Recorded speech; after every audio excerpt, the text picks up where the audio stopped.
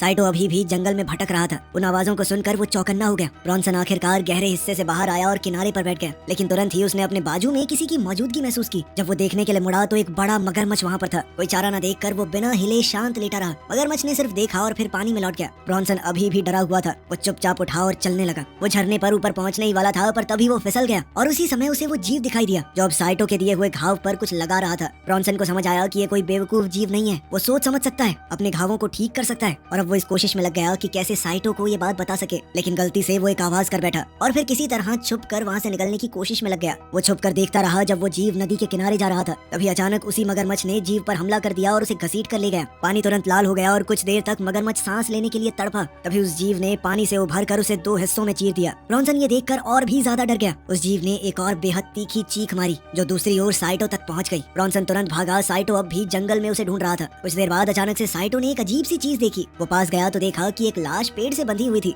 ये देखकर वो बेहद डर गया और एक गड्ढे में लड़खड़ा कर गिर पड़ा। गड्ढे के अंदर साइटो को एक और वैसे ही जीव का सर मिला। वो कुछ देर तक उस नजारे को देखता रहा और फिर समझ गया कि ये मर चुका है। एक नई उम्मीद के साथ उसने वहाँ से निकलने का फैसला किया और लाश के पास कुछ काम की चीजें ढूंढने लगा। उसे लाश के हाथ में एक बंदूक मिली और जमीन पर गिरे गोली के खोखे को देखकर उसे पता चला कि इस आदमी ने ही उस जीव को मारा होगा। फिर साइटो ने बंदूक भी उठा ली। अब उसके पास एक कटाना और एक पिस्टल थी। तो अब उसने सोचा कि मैं भी उस जीव का शिकार करूंगा। रास्ते में उसे एक टूटे हुए प्लेन का मलबा मिला और वो पानी में उतर कर उस तक पहुंचा। जब वो उस आधे डूबे हुए प्लेन के अंदर गया तो उसे कुछ चीज दिखाई दी। इसी दौरान ब्रॉन्सन ने भी प्लेन के एक और टुकड़े को ढूंढ निकाला और वो भी उसी प्लेन तक पहुंचा। प्लेन के अंदर जाने से पहले उसने कुछ रद्दी लोहे के टुकड़ों से एक काम चलाऊ सा हथियार बनाया। फिर वो प्लेन के अंदर गया और वहाँ उसे फ्लेयर गन, लाइटर, सिगरेट्स और कुछ और भी चीजें मिली। लेकिन एक चीज ने उसकी नजर खींच ली। उस चीज को पकड़ने के चक्कर में वो फिसल गया और उसने देखा कि प्लेन के पंख में कुछ अटका हुआ है। जब उसने करीब से देखा तो पता चला कि वो एक बम है। इस बम को देखकर उसे एक आइडिया आया।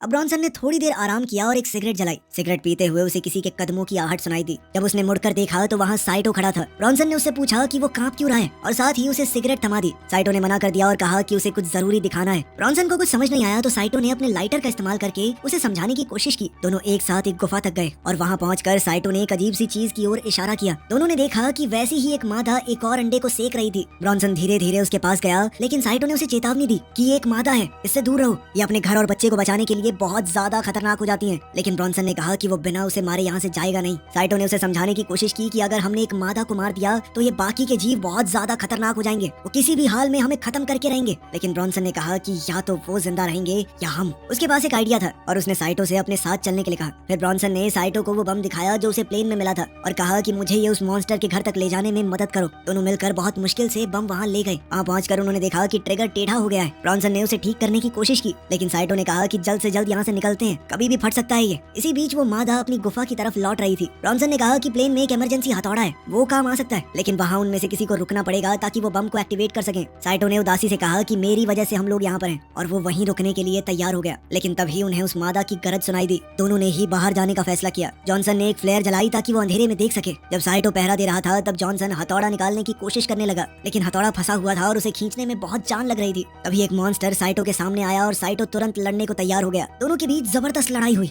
और वो जीव बहुत ही सेफ और समझदार तरीके से लड़ रहा था। आखिर में ब्रॉन्सन हथौड़े को प्लेन से निकालने में कामयाब हो गया। साइटो ने डट कर उस मॉन्स्टर का मुकाबला किया और उसे प्लेन के करीब धकेल दिया। ब्रॉन्सन को हथौड़े से कई बार वार करने का मौका मिला। वो दोनों ही उस जीव के साथ लड़ाई में लग गए और कुछ देर के लिए उसे कोने में दबा भी दिया। लेकिन जब उन्होंने आसमान की तरफ देखा तो उन्हें आग धीरे धीरे बुझती हुई नजर आने लगी। फिर जब उन्होंने सामने देखा तो वो जीव वहाँ से गायब हो चुकी थी। फिर दोनों जल्दी से गुफा की तरफ लौटे ताकि काम पूरा कर सके। साइटो एक बार फिर से पहरा देने लगा, जबकि ब्रॉन्सन बम के लैच को ठीक करने की कोशिश कर रहा था। जैसे ही ब्रॉन्सन ने वो लैच ठीक किया, उस जीव ने पीछे से हमला बोल दिया, लेकिन साइटो ने तुरंत उस जीव के सीने में छुरा घोंप दिया। जैसे ही वो उसका सर काटने की तैयारी कर रहा था तो उस जीव ने उसे दीवार पर दे मारा और फिर वापस ब्रॉन्सन पर हमला किया और उसे भी जबरदस्त हमला करके घायल कर दिया। साइटो ने जैसे तैसे अपनी हिम्मत बटाई, उठा और अपना हथियार भी उठाया और एक ही झटके में उस जीव की आंख में गोली मार दी, जिसके बाद उस मॉन्स्टर ने ब्रॉन्सन को छोड़ दिया। साइटो ने दोबारा गोली चलाई लेकिन चूक गया, इसीलिए उसने अपना निशाना बदला और उस जीव के अंडे पर गोली चला दी। अंडे में विस्फोट हुआ और उस मादा का एक बच्चा जमीन पर गिरा, जिसे देखकर वो मादा गुस्से से बौखला गई। साइटो अपने दोस्त की मदद करने के लिए दौड़ा, लेकिन ब्रॉन्सन काफी बुरी तरह से घायल था। ब्रॉन्सन ने अपनी सारी चीजें साइटो को दे दी और कहा कि जल्दी से निकल जाओ। जब वो मादा अपने बच्चे को गोद में उठाकर बैठी हुई थी तो साइटो दर्द में था, लेकिन फिर भी मजबूरी में अपने दोस्त को छोड़कर गुफा से भागा। फिर वो मादा ब्रॉन्सन के पास आई। ब्रॉन्सन ने तुरंत बम को एक्टिवेट कर दिया। ब्रॉन्सन ने तुरंत काउंटडाउन शुरू किया, लेकिन जब वो 3 तक पहुंचा तो बम फटा ही नहीं।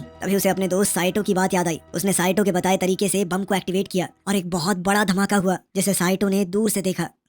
अपने दोस्त को खोकर साइटो बहुत उदास हो गया। फिर उसे वही भयानक चीख सुनाई दी और उसे समझ आ गया कि वो जीव अभी भी जिंदा है। अब उसने झाड़ियों के बीच से भागना शुरू किया और वो मादा भी उसका पीछा करते हुए जंगल के रास्ते से भाग रही थी। साइटो समुद्र के किनारे पहुंचा और निराश होकर घुटनों के बल गिर गया। लेकिन फिर उसे अपने दोस्त की कुर्बानी याद आ गई और गुस्से में उसने लड़ने का फैसला किया। जैसे ही वो मादा समुद्र किनारे पहुंची और देखा कि कोई उसके सामने घुटनों पर बैठा है तो वो एक ही झटके में उस पर झपट पड़ी। लेकिन वो एक जाल था। साइटो रेत से उठा और उस जीव के सामने खड़ा हो गया। उसने उस जीव पर वार किया लेकिन खुद भी घायल हो गया। उसने हार नहीं मानी और उस जीव का सामना करने के लिए दोबारा खड़ा हो गया। उसने उस मादा को ये कहकर ललकारा कि मार दिया ना तेरे बच्चे को, आजा। जैसे ही उसने साइटो पर वार किया, साइटो ने उसके पेट को चीर डाला और वो मादा जमीन पर गिर पड़ी। वो उस कमजोर पड़ चुकी मादा के पास गया और उसके ऊपर झुककर अपनी तलवार निकाली। लेकिन उसे मारने की बजाय उसने वो तलवार उसके पास ही जमीन में घुसा दी और कुछ कदम पीछे हटकर एक फ्लेयर गन को उठाने लगा। तभी जंगल की तरफ से कुछ और आवाजें आई और वो समुद्र के किनारे की तरफ चलने लगा। वहाँ वो आग जलाने की कोशिश कर रहा था लेकिन फ्लेयर टूटा हुआ था। अब उसकी आखिरी उम्मीद भी टूट गई। एक थका और हारा हुआ साइटो रेत पर गिरकर बेहोश हो गया। कुछ घंटों बाद साइटो की आंख एक अमरीकी जहाज पर खुली जहाँ एक ऑफिसर उससे पूछताछ कर रहा था।